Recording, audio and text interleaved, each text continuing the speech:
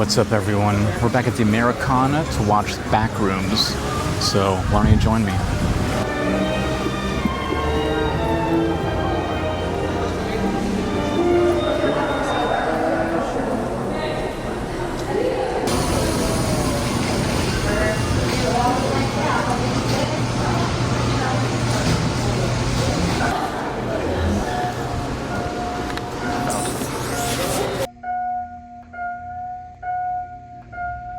I found a place.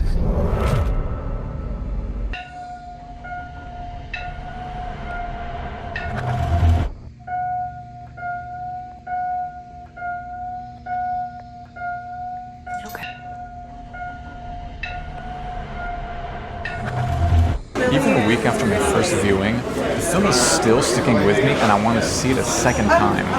So I think those are good signs that the film accomplished something powerful. I've seen the Backrooms twice now, so let's talk about it.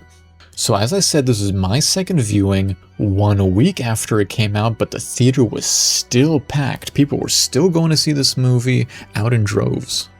This film captures that uneasy, found footage feeling, especially in the beginning.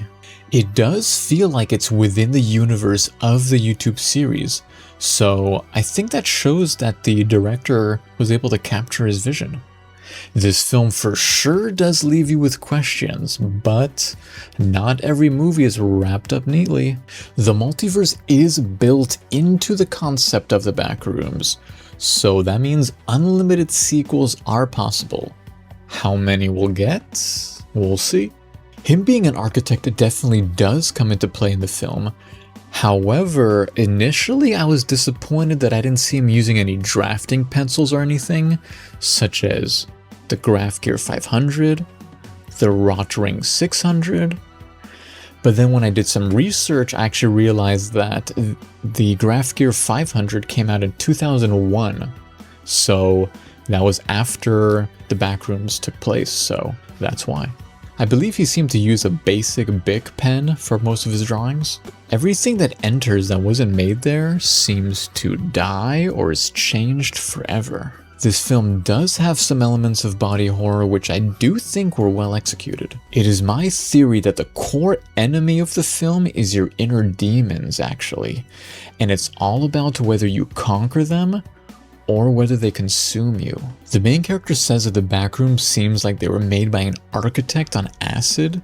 Maybe he was the architect on acid, and he's fighting against his own disoriented mind. The Backrooms felt like a Venus flytrap which captures its prey, which unsuspectingly wanders into its grips. The flickering lights also remind me about how flickering lights attract moths, so it seemed like the characters in the movie were like moths to a flame. I definitely noticed extra little details on my second viewing.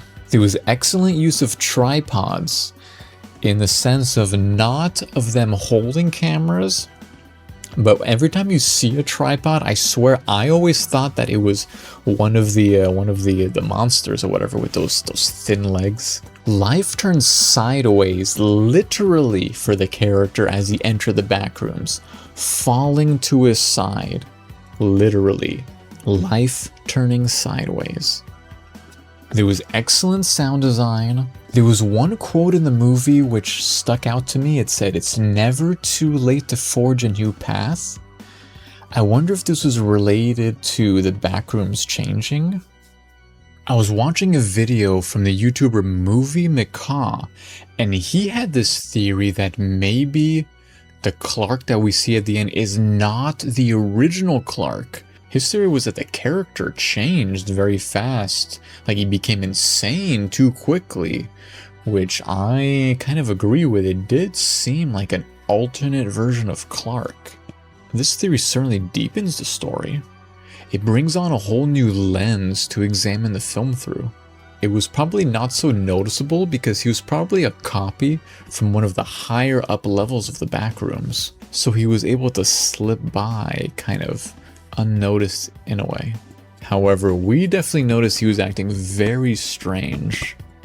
This theory would certainly explain why Clark was seemingly acting so odd when Mary first entered the Backrooms and ran into him. Maybe it has something to do with the time spent in the back rooms? Maybe because Clark was in there so much, he became misremembered?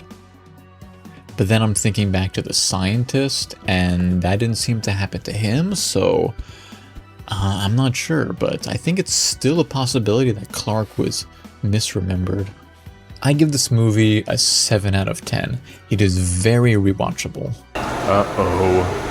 I think I'm stuck in the back rooms. Uh-oh. Where do I go?